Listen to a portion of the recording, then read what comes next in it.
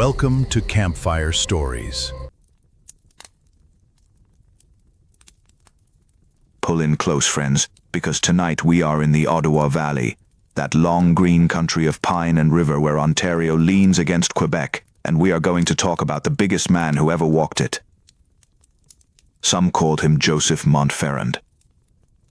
But up and down the Ottawa River, in the lumber camps and the taverns and the log drives, they called him Big Joe Mufferaw. And half of what they say about him is true, and the other half is better. Big Joe Mufferaw. Marty, even the name sounds like it could lift a wagon. Was he a real man, or is he one of those legends people grew from nothing? Oh, he was real, Carol. That is the wonderful part. Joseph Montferrand was born in Montreal in 1802, a French-Canadian boy who grew up tall and impossibly strong, and he came up the Ottawa to work the timber, which in those days was the hardest, most dangerous labor a man could do. And he was so strong and so quick and so fearless that the stories started while he was still alive to hear them, and he could never outrun them, and neither could the truth. The stories started while he was alive. Oh, I love that. What did they say he could do? They said, Carol, that Big Joe could leave the print of his boot on a tavern ceiling, that he would do a backflip and kick both feet against the ceiling beams, up over the heads of the crowd, and leave 2 muddy boot prints up there for everyone to marvel at the next morning. And there are old inns in the valley where, to this day, they will point up at a mark on the ceiling and swear to you that Big Joe put it there. Boot prints on the ceiling. Marty, a man who could sign his name on the ceiling with his boots. But that is a bar trick. Tell me he did something that mattered. He did, Carol, and this is the heart of why the Ottawa Valley loves him. In those days, Bytown, what we now call Ottawa, was a rough and violent place, and there were gangs, the shiners they were called, who terrorized the French-Canadian and the working men, beat them, ran them off the bridges, ruled the town by fear. And the story that made Big Joe a hero happened on the Chaudière Bridge. The Chaudière Bridge. Oh, Marty, I can feel this coming. He was set upon. He was, Carol.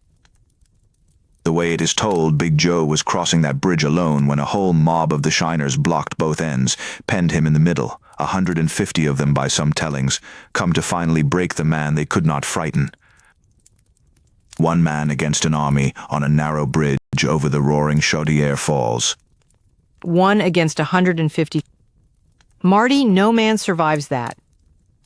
What did he do? He grabbed the first one who came at him, Carol, by the ankles, and he swung him like an axe. He used one man as a club to knock down the others. He whirled and he threw and he cleared that bridge, and by the time it was done, the story says, the shiners were in the river and in the ditch and running for their lives, and Big Joe Mufferaw walked off the far end of the bridge without a scratch, alone as he came. And after that day, Carol, the working men of the valley walked a little taller because they had a champion, and his name was Joe. Oh, Marty. He fought a whole gang with one of the gang. That is magnificent and ridiculous, and I believe every word. But could that really have happened? One man against so many? Here is the honest answer, Carol, and it is the truth about all folk heroes. The real Joseph Montferrand was, by every sober account, a genuinely enormous and powerful man, a champion boxer and wrestler, a defender of his people who really did stand up to the shiners and really did win fights that should have been impossible. That much is history. But 150 men on a bridge? That is the valley loving him, Carol. That is the lumber camps taking a real strong man and making him the size their hearts needed him to be. The size their hearts needed him to be. Marty, that is the loveliest way to describe a tall tale I have ever heard. So the more they loved him, the bigger he got. Bigger every winter, Carol, in every camp, over every fire, just like this one. By the time the English-speaking valley got hold of him and turned Montferrand into Mufferaw, he was a giant out of the old myths. They said he could paddle a canoe up the Ottawa faster than the steamboats. They said he dug the Ottawa River himself with his bare hands, that he cleared the forests in an afternoon, that his footprints made the lakes. A fellow named Stumpin' Tom Connors even wrote a song about him 100 years later, and every child in the valley knew it. Big Joe became the Ottawa Valley's own giant. It's Paul Bunyan, except ours was real first. Ours was real first. Marty, I do like that. The Americans had to invent theirs whole cloth. The valley just exaggerated a true one.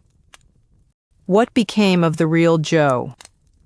He grew old, Carol, the way even giants do.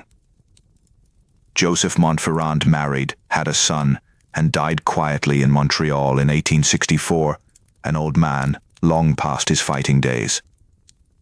And there is something tender in that, I think, the strongest man in the valley slipping away soft and grey in his bed. But the legend, Carol, the legend never grew old at all. Big Joe Mufferaw is still up on that tavern ceiling. He is still on that bridge, clearing the shiners into the falls. He is still paddling up the Ottawa faster than the steam. So the man died, but the giant is immortal. Marty, why do you think the valley needed him so badly, needed to make him that big?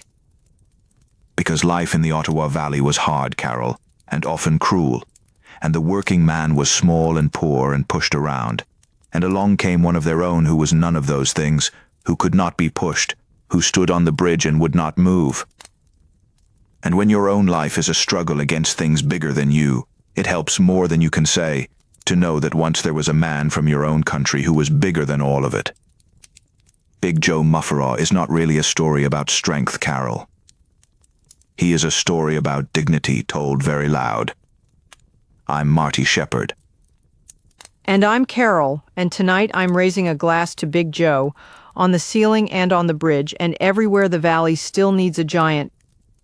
Hold your people close, stand tall on your own bridges, and come back to the fire, because the Ottawa Valley is only getting started.